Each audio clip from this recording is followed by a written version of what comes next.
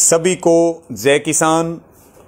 आज संयुक्त किसान मोर्चा के ऑफिशियल पेज से आपके साथ कुछ चर्चा करेंगे, कुछ बात करेंगे।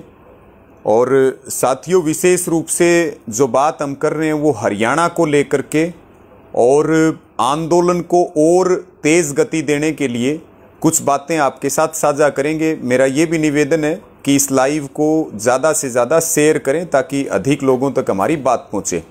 और साथियों, हम बात करेंगे जो आंदोलन को लेकर के संयुक्त किसान मोर्चा की तरफ से लगातार बीजेपी, जेजेपी और आरएसएस के कार्यक्रमों का जो बहिष्कार चल रहा है। इसी कड़ी में हमने पिछले दिनों एक अपील की थी हरियाणा के, क्योंकि गांव में भाजपा वालों को नहीं जाने दिया जा रहा है, उनको घोषित कार्यक्रम नहीं करने दिए जा रहे हैं, यहां तक कि मुख्यमंत्री और कैबिनेट के मंत्री अपने कार्यक्रम नहीं कर पा रहे हैं। तो अब बीजेपी और जेजेपी ने एक नई योजना हरियाणा में शुरू की है शिक्षण संस्थाओं में राजनीतिक कार्यक्रम करने की। आप देखिए कि महामारी का नाम लेकर के एक तरफ कॉलेज और यूनिवर्सिटीज को बंद किया गया और दूसरी तरफ उन्हीं कॉलेजेस और यूनिवर्सिटीज के अंदर बीजेपी और जेजेपी लगातार अपने राजनीतिक कार्यक्रम करने की तरफ आगे बढ़ रही है। और साथियों, ऐसा ही हुआ पिछले दिनों हिसार के गुरु जंबेश्वर विश्वविद्यालय में, भिवानी के चौधरी बंसीलाल यूनिवर्सिटी के अंदर और सिरसा में चौधरी देवीलाल यूनिवर्सिटी के अंदर। और सबसे बड़ी बात है कि पूर्व की तरह इन शिक्षण संस्थाओं के कार्यक्रमों का भी हमारे युवाओं ने और हमारे किसानों ने, माताओं बहनों ने जोरदार विरोध करने का काम किया, शांतिप्रिय तरीके से विरोध किया। साथियों, अब आगामी 5 अगस्त को रोहतक में जो महर्षि दयानंद विश्वविद्यालय है, वहां पे जो जननायक जनता पार्टी है, जिन्होंने हरियाणा को बेचने का काम किया, हरियाणा के सम्मान को बेचने का काम किया, चौधरी देवीलाल की आत्मा के साथ छलावा करने का काम किया, और वो किसान विरोधी होकर के और बीजेपी की गोदी में जाकर के बैठ गए। उसी जननायक जनता पार्टी का एक स्टूडेंट ऑर्गेनाइजेशन है इनसो, और वो ये कार्यक्रम रोहतक के महर्षि दयानंद यूनिवर्सिटी में उसका स्थापना दिवस मना रहे हैं। और हमने पिछले दिनों भी एक अपील की थी कि किसान तो विरोध कर ही रहे हैं, हर वर्ग विरोध कर रहा, लेकिन जो ये शिक्षण संस्थाएं जो भाजपा और जेजेपी का अड्डा बनाने की तैयारी है, इसमें हमारा सहयोग करें। हरियाणा के जितने स्टूडेंट ऑर्गेनाइजेशन हैं, जितने छात्र संगठन हैं, जितने छात्र नेता हैं, उनसे हमने अपील की थी कि वो आगे अगर कोई भी कार्यक्रम बीजेपी जेजेपी शिक्षण संस्थाओं में रखती है तो वो जोरदार विरोध करें और वो एकत्रित होकर के इन संस्थाओं को बचाने के लिए लड़े साथियों। क्योंकि आपसे पहले की पीढ़ियां भी वहां पढ़ी हैं, आप भी वहां अपने जीवन को बनाने के लिए पढ़ाई कर रहे, आने वाली पीढ़ियां भी पढ़ेंगी। तो मुद्दा यह है, क्योंकि यह आंदोलन अब केवल बिल वापसी का नहीं रहा, केवल एमएसपी का नहीं रहा, अब यह आंदोलन देश को बचाने का आंदोलन है। तो जितनी स्टूडेंट ऑर्गेनाइजेशन है, सरकारी स्टूडेंट ऑर्गेनाइजेशन को छोड़ करके, उनसे सबसे निवेदन है कि 5 अगस्त को इनसो जो अपना स्थापना दिवस एमडीयू रोहतक के अंदर मना रही है, उसका सभी वहां यूनिवर्सिटी के जितने स्टूडेंट लीडर हैं, जितने स्टूडेंट ऑर्गेनाइजेशन हैं, उनसे हमारी आंदोलन की ओर से प्रार्थना है, निवेदन भी है कि वो अपनी जिम्मेदारी को समझते हुए इस कार्यक्रम का जोरदार विरोध करें और संगठित होकर के लड़ेंगे तो निश्चित तौर पर वहां कार्यक्रम नहीं हो सकता। एक तो यह निवेदन है। दूसरा साथियों, हमारे साथियों ने तय किया, जितने वहां हमारे संगठन है, खापे हैं, टोलों पे धरने चल रहे हैं, उनकी तरफ से भी विरोध होगा। और उस विरोध के लिए जो एमडीयू का मेन गेट है, वहां सुबह 10 बजे 5 अगस्त को बड़ी संख्या में, चाहे वो मैम का एरिया हो, रोहतक का हो, आसपास के जिलों का हो, हमारी सबसे प्रार्थना है कि सब इकट्ठे हों और काले झंडों के साथ इकट्ठे हों और शांति प्रिय तरीके से 5 तारीख के राजनीतिक कार्यक्रम का जोरदार विरोध करें। यह सबसे प्रार्थना। मैं पुनः यह निवेदन करता हूं स्टूडेंट ऑर्गेनाइजेशन से, हमारे छात्र नेताओं से और सभी हमारे युवाओं और किसानों से कि 5 तारीख के इस राजनीतिक कार्यक्रम का जोरदार विरोध करें। ये वही पार्टी है, ये वही छात्र संगठन है जिन्होंने छात्रों को वोट के नाम पर उनके भविष्य को बेचने का काम किया, हरियाणा के साथ खिलवाड़ किया और वो किसान विरोधी साबित हो चुके हैं, वो मजदूर विरोधी साबित हो चुके हैं, युवा विरोधी साबित हो चुके हैं, लोकतंत्र और संविधान विरोधी साबित हो चुके हैं। साथियों, इसी के साथ में मेरा एक और निवेदन है हरियाणा से।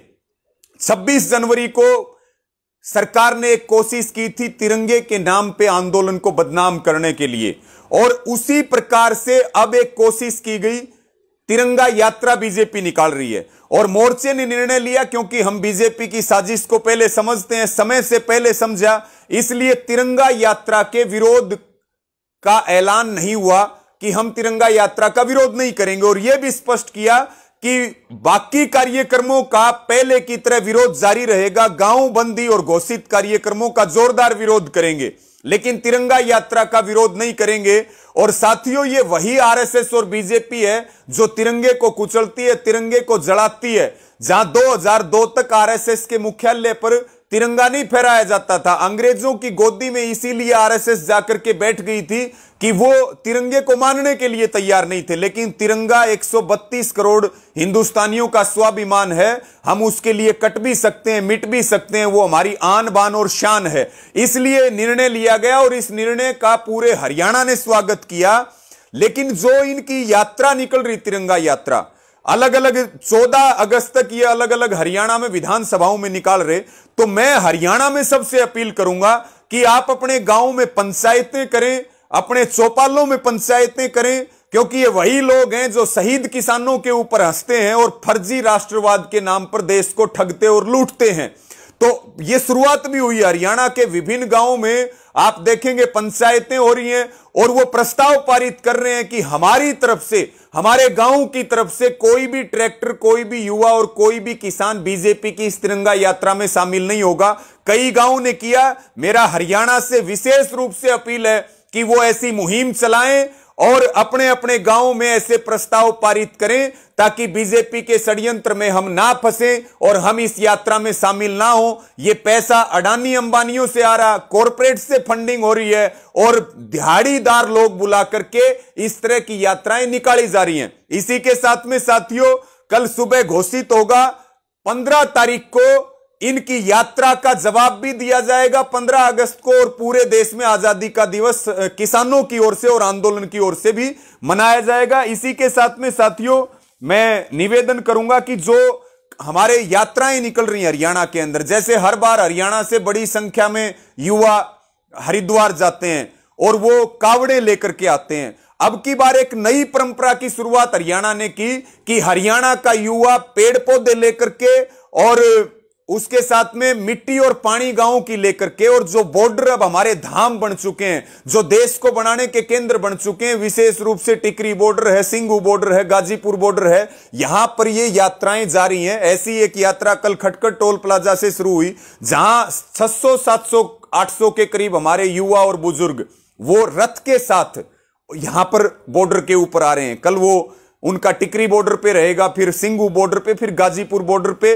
तो मैं तमाम हरियाणा के युवाओं को बहुत धन्यवाद दूंगा कि उन्होंने एक नई परंपरा की शुरुआत की है जो आंदोलन को मजबूत करने का काम कर रहा, और युवाओं ने एक संदेश दिया कि आज भी वो भगत सिंह जैसे हैं, आज भी वो देश के लिए, समाज के लिए, आंदोलन के लिए दिलो जान से लगे हुए हैं। और आंदोलन घोषणा कर दे, संयुक्त किसान मोर्चा घोषणा कर दे, तो वो गर्दन भी कटा सकते हैं और समुद्र में छलांग भी लगा सकते हैं। इसके लिए मेरा निवेदन है, एक तो हरियाणा की सरकार को और हरियाणा के प्रशासन को यह चेतावनी है। आज हमारे खटखड़ के साथियों को रोहतक में भी पुलिस प्रशासन ने परेशान करने का काम किया। हमारी प्रशासन को स्पष्ट चेतावनी है कि वो जनता का प्रशासन बनकर काम करे, और जो ये आंदोलनकारी भाई हैं, इनकी यात्राओं में किसी प्रकार का अड़ंगा ना लगाए। अगर अड़ंगा लगाएंगे तो फिर हम कड़ा फैसला लेंगे। ये सबसे अपील है। और मेरी जितनी यात्राएं आ रही हैं, सभी युवा साथियों से भी अपील है कि अनुशासन बहुत जरूरी है। हम अनुशासन किसी कीमत पे ना तोड़ें, और आपके सम्मान की, स्वागत की सारी व्यवस्थाएं बॉर्डर के ऊपर की गई हैं। इसके साथ में साथियों, एक और लगातार एक तरफ आंदोलन चल रहा, तो बिजली विभाग जो है वो नाजायज रूप से छापेमारी हरियाणा के अंदर कर रहा। तो मेरी हरियाणा की सरकार को यह स्पष्ट चेतावनी है कि निर्दोष लोगों को परेशान करना बंद किया जाए। बिजली के छापों के नाम पे निर्दोष किसानों को परेशान करना बंद किया जाए। अगर हरियाणा की सरकार नहीं जागी तो फिर हरियाणा फैसला लेगा सरकार के खिलाफ और सरकार की जिम्मेदारी होगी। और क्योंकि बहुत आंदोलन का अगर आप देखें, एक तरफ आप देखिए किसान संसद चल रही है, एक तरफ देश की संसद चल रही है। 108 घंटे में से 18 घंटे संसद काम नहीं कर पा रही है। जो हमारा पीपल्स व्हीप है उसने विपक्ष को मजबूर कर दिया है कि वो इस आंदोलन की ताकत बने और पूरी संसद जो है वो काले कानून वापिस लो, काले कानून रद्द करो, इन नारों के साथ गूंज रही है। और मैं पंजाब के साथियों को भी बहुत बधाई दूंगा जो लंबे समय तक मोगा में अडानी का जो एक गोडाउन था वहां पे धरना चला रहे थे। ये एक बहुत बड़ी जीत है कि वो अडानी का जो गोडाउन है वो अडानी ग्रुप को बंद करने की घोषणा करनी पड़ी है। इसके लिए दिल से सैल्यूट है। ये हमारी आंदोलन की एक बहुत बड़ी जीत और ताकत है साथियों। और अंतिम बात, क्योंकि हरियाणा में एक तो बारिश ज्यादा हुई है और दूसरा कई जगह ड्रेन टूटी हैं, कई जगह नहरें टूटी हैं, फसल का खराबा पूरे हरियाणा में बहुत बड़े स्तर पे हुआ है।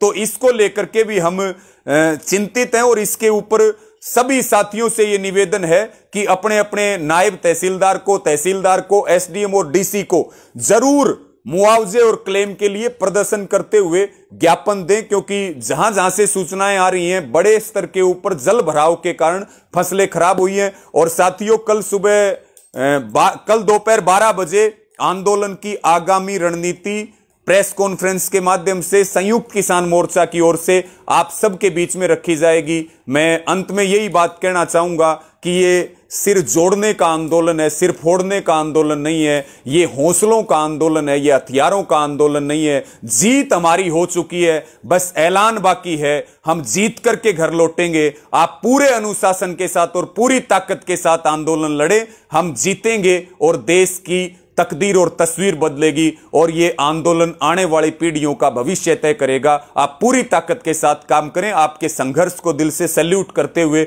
आप सबको बहुत बहुत धन्यवाद। जय किसान।